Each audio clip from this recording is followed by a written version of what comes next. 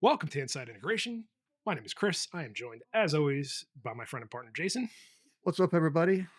Today we are in our usual string of just trying to come up with stuff to talk about for half an hour each week that doesn't come across like a therapy session, even Right. though it will.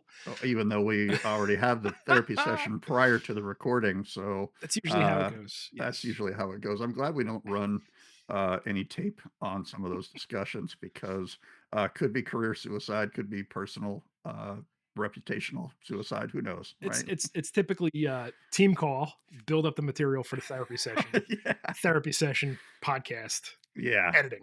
Yeah, we got that fire in our belly that we're suppressing, but we use those embers to light sparks for our other conversation. So Ember, there's a nice little yes, metaphor, nice. a nice little twinkle in my eye from me to you, and Just small smoldering coals. yeah, just a little twinkle.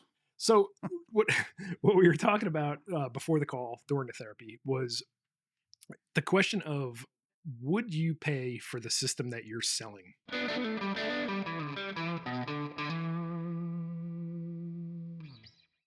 to your client, and I mean you as the listener, right? Like we're installer, principal, whatever, you know poor guy does a podcast, rep, Right. whatever, right?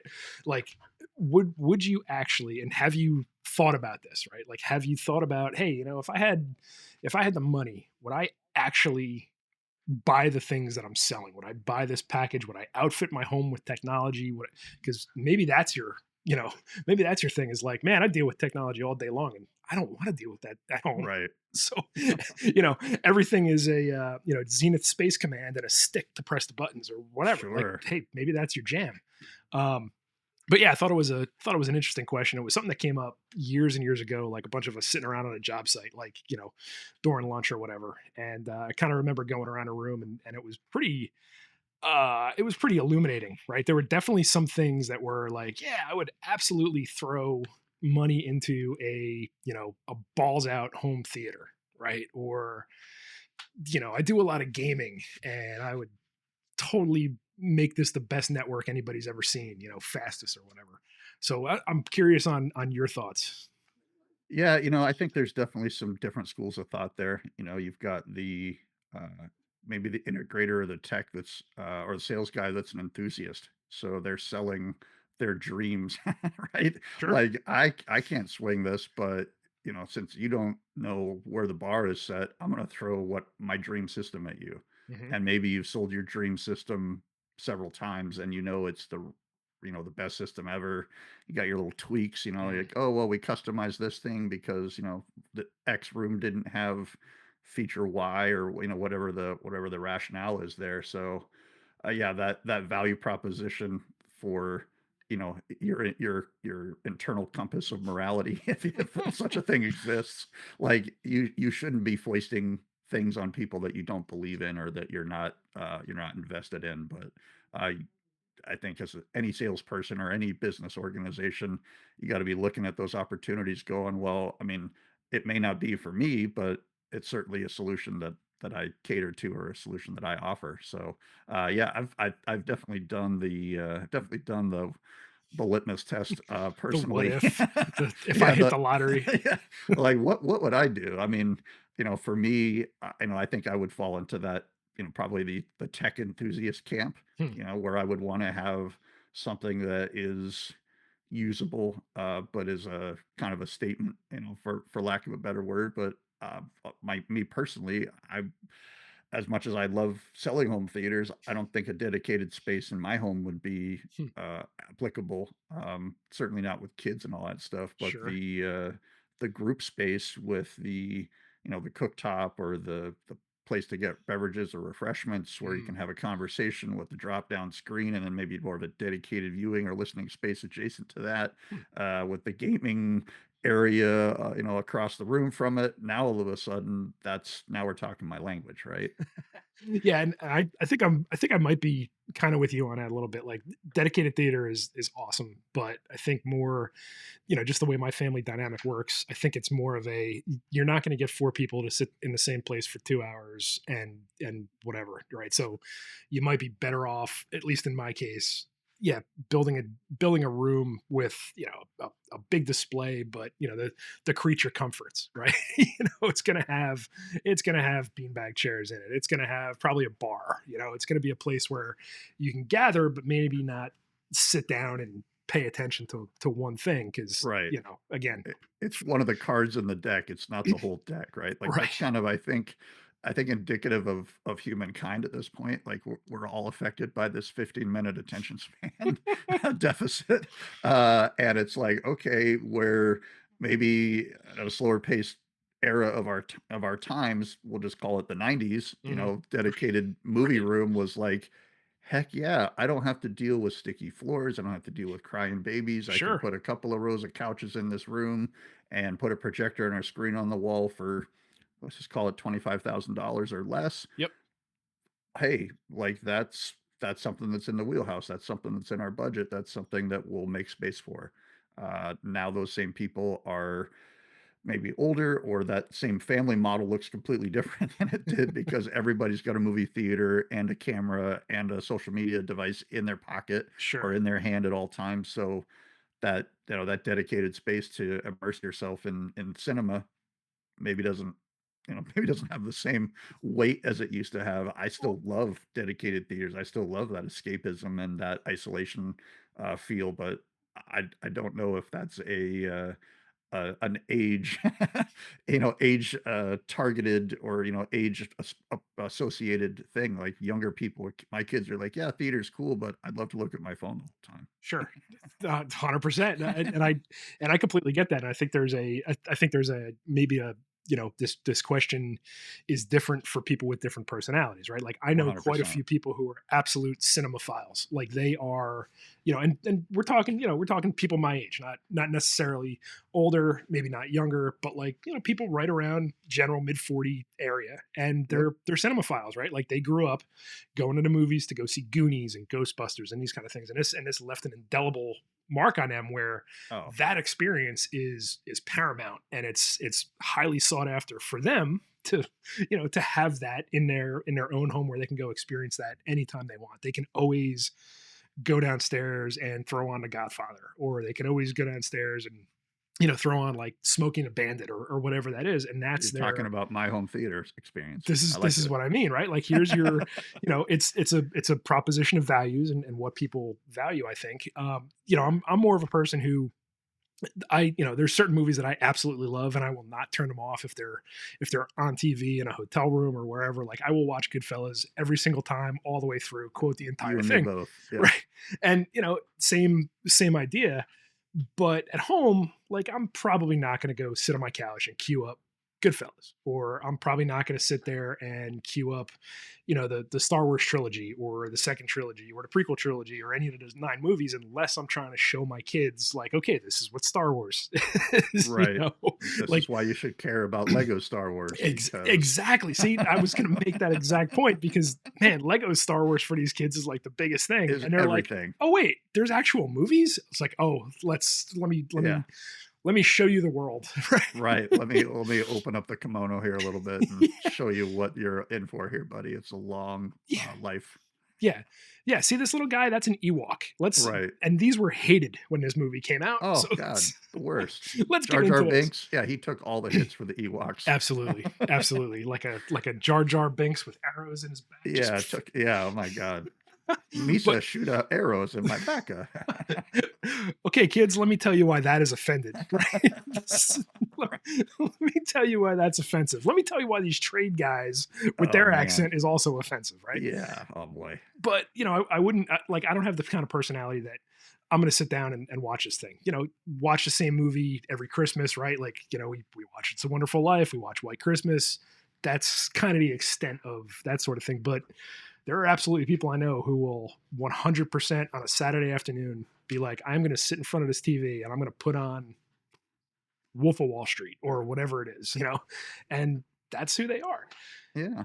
Well, I And- think. Yeah. Sorry, not to cut you off, but I nope. think that really is the through line to our conversation, right? The different value propositions to people, where my wife, for example, could absolutely care less about surround sound or Dolby Atmos or, any of those things.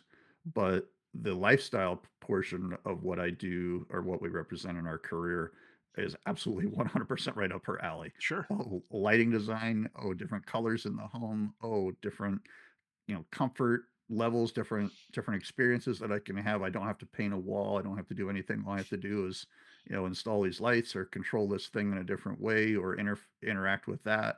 I'd love my clothes to light up in my closet, at the color temperature that The it's going to be those lighted outside. those Love all that lighted stuff, bars, right? man, that Like is so cool. that is, I think that is a completely different level of excitement and a different level of engagement. And for when I look across the universe, as you will, of different motivations to do things, I think the thing that I'm excited about with theater and all that stuff and technology and audio is a far more narrow slice of the pie than I would like to probably personally admit. Hmm, And even as I think about it now, I'm doing the math in my head, like just the averages of people that can't relate to TV, can't relate to technology, can't relate to some of that stuff, but sure. absolutely can relate to color temperature in a room, or, Aesthetic background music, stuff choices. like that, aesthetic choices, Sure. things. All of a sudden, they're engaged, they're into it. So, Mhm. when we talk about what I sell my customer this system, I think really tapping into those veins, um, would answer that question for me. And I'll go out on a limb here. I'll be honest, like I know for sure that I sold things to people that I was like, not really my thing, but if you love it, great. Sure. Luckily I don't have any like guilt or scars or there's no prison sentence related to any of those to any of that sales history. But the things I do think about from time to time is even some of those projects where I'm like, man, I really liked that. I wish that that was more of a thing today. Mhm. The lighted coves or the bar top or the kitchen countertop, just some simple accents to really set Sure. those things off that don't cost a lot of money.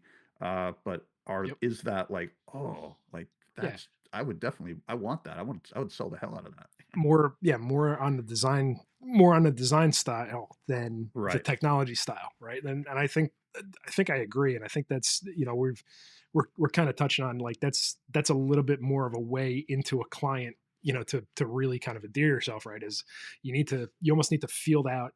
You have to feel out what their values are, right? Like we had talked about cinephiles and that kind of thing, and those are, you know, pretty easy to sell to, right? Like you can absolutely make the case for higher technology, brighter projection, bigger screen, mad VR processor, that sort of thing. Like, Kaleidoscape to hold all your movies and that kind of thing. And that's okay. So that's, your cinephile, and that's your list of people. And then you have your audiophile, which, again, kind of along the same lines, right? Like, do you have a client who it is just absolutely utmost importance to have a spot where they can decompress and a couple of tower speakers and just create that experience just like you would if you were coming into a theater and sitting down and watching a movie, right? Like, you're going to sit down, you're going to listen to the same piece of music or the same Miles Davis album or the same, whatever Right. that is. And I think, I mean, honestly, with enough money, I feel like I could become one of those people.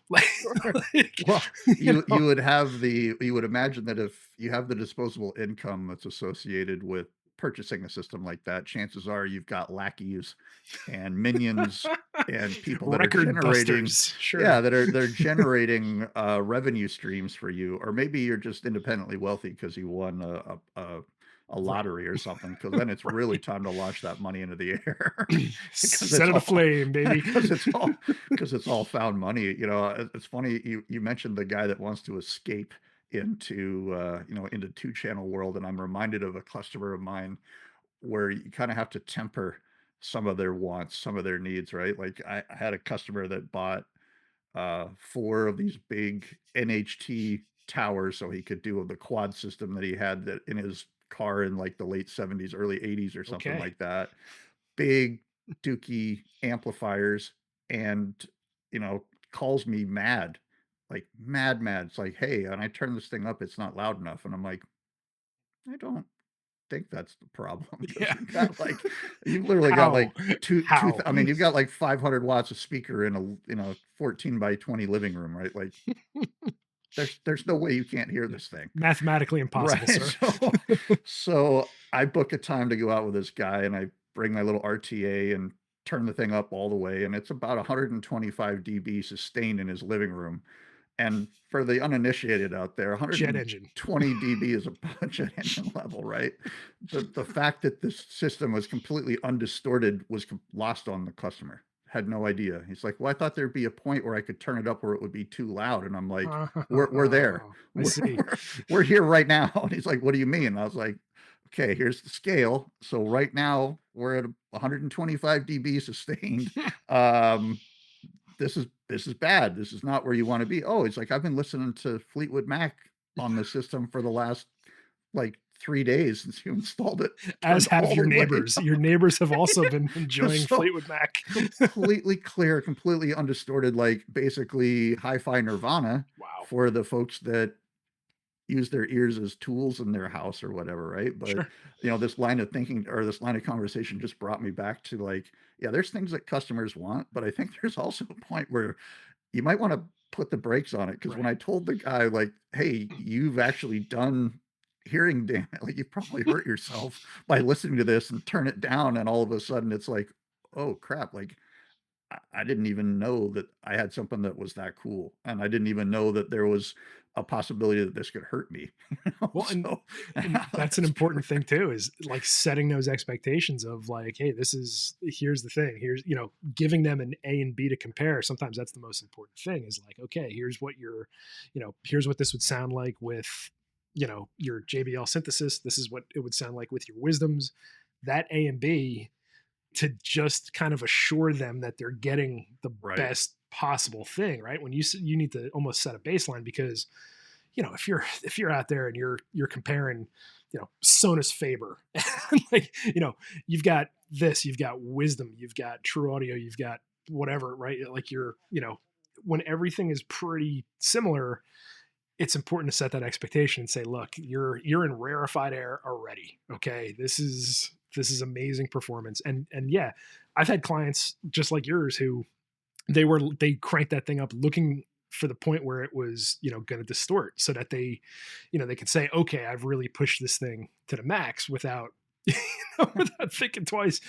As a control system programmer, I have absolutely adjusted the volume band to make it look on the remote like it's like all we're the a way lot up. like we're a lot higher than we actually are. And for that kind of client, right? Like here's this person will damage their hearing because they're really just trying to eke out psychologically as Right. much performance as they possibly can from this thing. And that's an important thing to remember too. I'm not that person. That's That's not not me me. either. I I I was glad this absolutely guy did not have kids. I was like, "Dude, you would have, like, literally wasted their ears in the those 3 days since I put this thing in and walked out of here." I mean, on part of me, I was, like, trying not to, like, stretch my arm out for patting myself on the back. So I'm like, "Dude, I actually did some math, and that sucker sounds pretty damn good." That's a little too loud maybe for yeah. what's healthy, but, that you know. was that was something we would run into it. I think a lot more in the days of like picture calibration and that kind of thing, like doing sitting there doing ISF calibrations, and a big part of it was to be able to show the before and the after, because without a frame of reference it's almost lost on somebody, right? Like, yeah, somebody could walk into a room and say, oh yeah, that's those colors are a lot more rich and everything else, but being able to press a button and say, this is what it was like out of the box before I showed up, this is what it looks like now, you can absolutely see the difference. That gives them something to kind of lean on and say, oh, all right, now I understand why this Yeah, is the so much Mad better. VR commercial, right? Exactly, right. Yeah, and that's why I feel like that's one of the best demos, is being able to have a line on the screen and slide that back and forth and say, this is the box working. you know Yeah, if you're you're interested in Mad VR, talk to me, Goose, right? yeah, Like, it's a pretty sweet piece of you're gear. you're never going to watch it on the left side once you configure it for the right side, but to be able to jump back every once in a while and say, oh, okay, now I understand why I did this, why I spent this money, why I put this thing in. Right. I think that's an important thing. You know I'm also I'm absolutely I'm not really a two channel guy, and again, I think with money I could become a two channel guy and do Yeah, this. I mean, they're beautiful pieces of furniture to just collect dust in your house. Yeah, So but the system that I would, and you kind of put the emphasis on the aesthetics and stuff. I think for me, like one of the biggest differences that you can make is having music wherever you want it in your home, right? Like it is it is a great thing, and having been fortunate enough to like live with that kind of thing and then move to another place where I don't have that kind of thing, to be able to just be sitting at your dining room table working or whatever and have music playing in the background, or be in the garage working on something and have music and whatever, like that's something I don't think that's a negotiable for me. Like that is absolutely something that I would spend system money on. The degree of that, you know debatable, but Sure. Well, I having mean, there's a having that delta. capability for sure.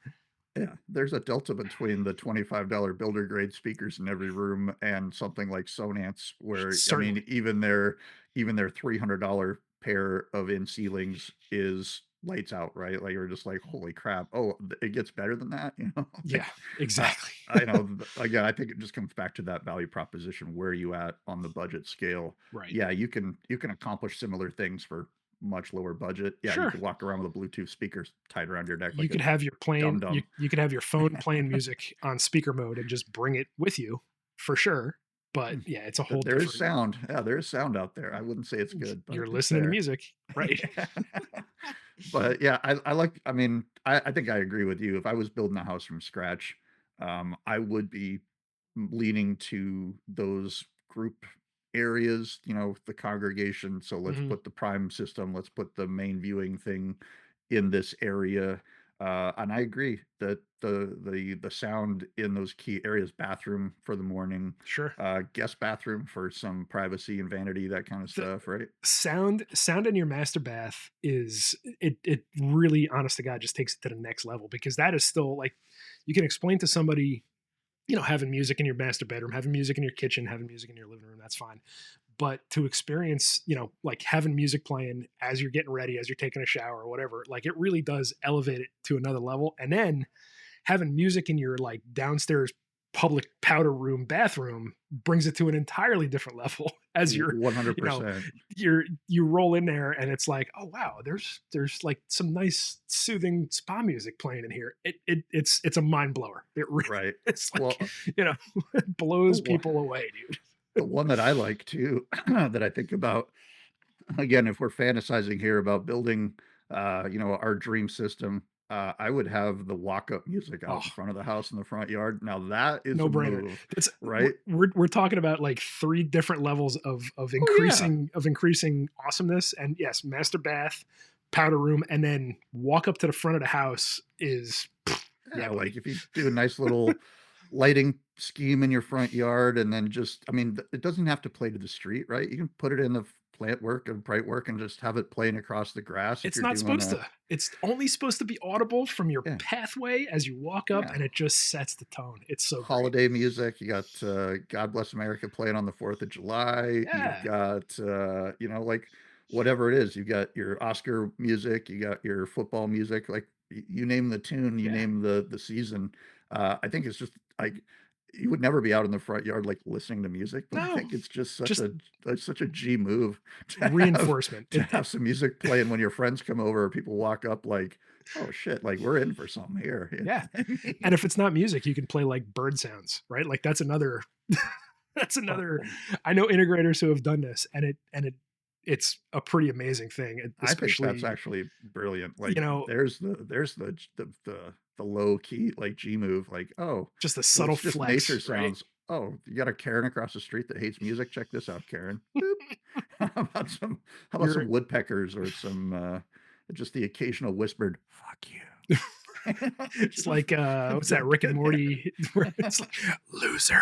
Yeah, exactly. Just some subliminal messages just whispering out like, Right. well, I know I heard it call me a loser. I know I did. Like, I don't know what you're talking about. It's playing nature sounds. Worth the see, and this is where this conversation about what would you actually spend money on, like I am a petty enough, Oh yeah.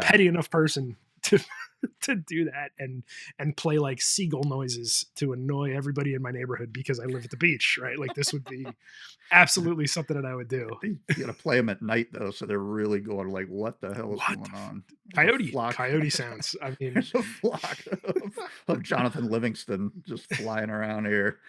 It's the middle of the night. What are these guys doing? Like, what's going on? Love it. It's just a subtle, like, yeah, your kids play with their kids, and it's just subtly saying curse words that they can bring Yeah, home to their parents. We've gone yeah. off topic. That's that's what we do. It's we're tangentially, talking about all the things that we would do, but, the value of a system, I think as a business owner and as a salesperson and integrator, clients are gonna ask you for all kinds of wild stuff from time to time, and I think it behooves you to try to rein in some of those desires and some of those wants because, to the point we just made earlier, they could pick things that could be terrible or could be potentially dangerous to their hearing or, whatever it is, late, "Oh, I bought a GTZ 380 and I put it at, on my coffee table and shined it in my living room. Is that okay?" I mean, Hmm. your dog walk in front of it, your kids walk in Just front of it. Oh, yeah, all the vaporized time. instantly. Right? My kids are like, great tans now, like, it's wild. But, They've got a Sports Center ticker emblazoned on yeah, their well, burned onto their skin. shirt. The Reds are up by 3, Right. right? Like, it's Right. one of those deals, but, to kind of steer it back towards what we were talking about, that's where the experience, that's where the expertise comes in. And, if you were to point anybody that's not involved in our channel to this podcast and, hearing any of this advice, which I advise against, but if you did do something like that, this would be one of those highlight moments where, like, these guys have been doing this a long time. This isn't just their first kick at the can. And if it is, maybe you should shop around and make sure that you're getting a quote from some folks that have some experience and aren't just looking to sell you something just to sell you something. Yeah, But there are 100% dealers out there, and this is another tangent, but there are definitely dealers out there who look at the price of an object, and that's the line that they want to pull on because it's more expensive. It's got a better name. It's definitely, I, people do yeah, great. People do great doing that, but you got to live with yourself. yeah, You got well, to. and some people don't ever look in the mirror and, eat Cheerios with their children in the morning and think True. about anything.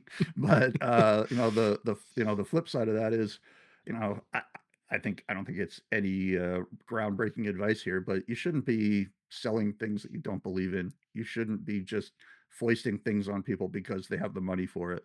You should be selling solutions that are a benefit and can actually help you build your business, build your reputation. Yeah, I wanted all these things, but in reality, this is really what we needed. And integrator X pointed that out, and Right. he's our guy forever now, That. right? Or our guy or our gal forever now. Yep. We're open to everybody here. Certainly are. But I think it's important to focus. If I could give anybody advice, because I've seen some great integration firms burn to the ground around me, my own being one of them. Uh, and those are through some poor decision making, right? Those were some, counting or relying on a vein of business that wasn't going to be there forever. Those are decisions that you make. One thing I can certainly stand pat on is that I never sold anything to anybody that I didn't A, know something about, or B, believe that I could execute and stand behind wholeheartedly. Yeah. Yep. I deal with integrators now. They're like, I don't know if I want to take that line on because I burned my hand on that stove already. Fair point. There's a bad memories last a whole lot longer than good ones. Right. Right. And I mean, at the end of the day, that is what we're, that's what we're getting paid for, right? Like, we are the experts. We're the Right. subject matter experts, and we have to continue to be those experts. At least, if this industry is going to survive, and we're going to keep being relied upon to make these decisions, Well, it let's takes hope it all of does. us. Based on the what is it? The thumbnail from our last episode, where I'm consoling you in a graveyard over the future of CI, or the AV part of CI, anyways. I think there's something, some lessons to be learned and I think some thought Olympics to put your brain through and just kind of noodle over, like, where am I at right now? Where do I want to be in a year from now? Where do I want to be in 5 years from now?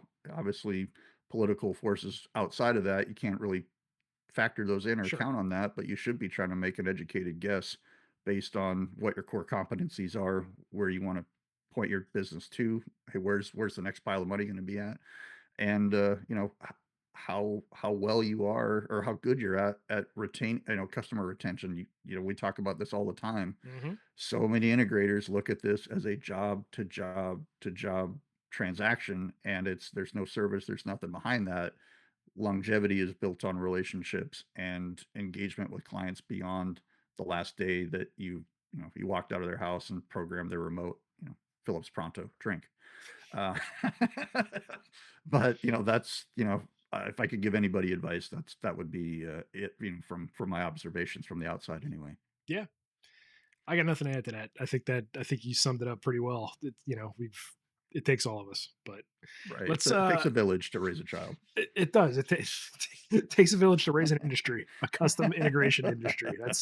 That's really where we're at for the That's last where 30 we're at. years. That's right. One hundred Uh, percent. I did want to add, I am lucky enough to be going on the road tomorrow. I'm going to be spending some time with our good buddy and frequent guest, Russell Warnoff, at the Sony projector shootout at the DMPC. So this will, I mean, it'll have already happened. It's useless to invite you to this thing. Our audience here, because it'll have already happened It when, will have when happened you by the see time us. that you hear about this episode, but I'm excited to hear your reaction to that experience because having been behind the Sony curtain and having been to that facility, there's some cool stuff that they do in there. It's kind of a nondescript kind of building. You Mhm. walk in and you'll see some cool things like Oscars and Emmys just sitting on a shelf there Just because hanging. Yep, just Sony's, chilling. like I can say that I've actually touched an Oscar. I've actually touched a real Emmy. They are heavier than they look on TV. I'll tell you that.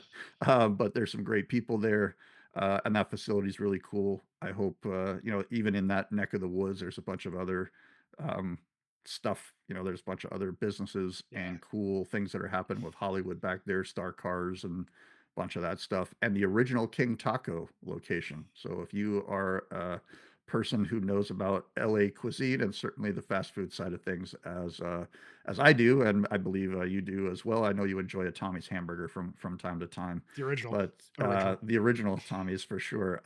King Taco ain't no slouch. No, And as far as LA taquerias go, they kind of started the thing. So I'm excited that literally you are within I think about a mile and a half of the OG King Taco. yeah, So it's a good stop by. spot. Geographically, it's a good spot to be sure. It's a whole line of basically movie studios right on the LA River there that I'm Yep. kind of excited to. The But T1000 will be chasing a teenager on a dirt bike that's down the right. cement gulch there. It'll be good. And if you notice, they didn't. John Connor's buddy did not rat him out. It's like, oh no, I haven't seen him, No, officer. he's That a is real good guy. advice for everybody. Don't Real ever be G a right rat. there. But Exactly. yeah, no. The projector shootout, putting Sony projectors up against comparable ones from other brands is exciting. Look for that video. The whole reason I'm going is to Make some make a video content. and bring that to all you fine folks, and we'll see what channels it ends up on. But that's why I'm going. It'll be on the FOMO channel and it'll be on Vincent Tio's No, it's hey, HDTV reviews. it's good that I tell you what, again, it's no secret. I live in Southern California. Right. We're not a rep firm in Southern California. The two biggest rep firms in Southern California are just absolutely amazing to a man, right? Like the MTA and By Design, they are just two Yep. great firms full of great people, and I am just happy to be in the same vicinity as them. And yeah, we're I'll be, I'm sure I'll see the guys from MTA there tomorrow, and looking forward to it. And we'll see what It's happens. it should be good. Well, we'll be looking forward. Your entire audience will be looking forward to My your impressions. entire all of uh, you know, 6 people. yeah. Hey, you know what? We got some dedicated listeners week in, week out. I mean, even our friend Mr. Mike DeMarco doing some detective work, finding pictures of me on the internet. It's like, oh, your secret's safe with me. I'm like, I haven't seen that yet, and yeah, there's a reason. I'm like, I'm a lot bigger than you, Mike, and I'm a lot closer to you than Chris is. So I'll break your leg and put it in your pocket. That'll be one of those things like, Mike's travels will bring him here to SoCal, and he'll bring me a printed version of it just so that it's completely So you can untraceable. take a picture of it. Nice. Yeah, there'll be no Right. digital stamp on it. No, it's fine. It's gonna It's be fine. great. Yeah, I'll reach out to Mike as soon as we get off this call. Yeah, I'll send it to you just to preempt that, so you Good can to do whatever you know. want with it. It's great. Now I have to send Mike a T-shirt. Huh. Small. But Oh, anywho. do they make those in men's sizes Oh, now? bro, I'm terrible. just kidding. But We love you, buddy. We love you, Mike. yeah, just to tie this in a bow, it's important to be authentic. And It is. if you're not selling stuff that you would do yourself, maybe you need to think about this a little bit You more. should probably consider exactly what it is that you're doing, and sell with a good conscience, sell with solutions that you know that work. And if you're selling one that doesn't work, maybe look for another offer and maybe reach out to that other rep firm, reach out to that other guy in the market, and go, you know what, I love my rep dude, but maybe this other guy's got some tricks in his bag that I should be talking to him about. Because frankly, although we're all in competition with each other, this is a service industry, Yep. so we want to make sure that you're getting the best service possible from wherever you get your stuff from, right? So All right. We'll see you next time. take care, everybody. Bye bye.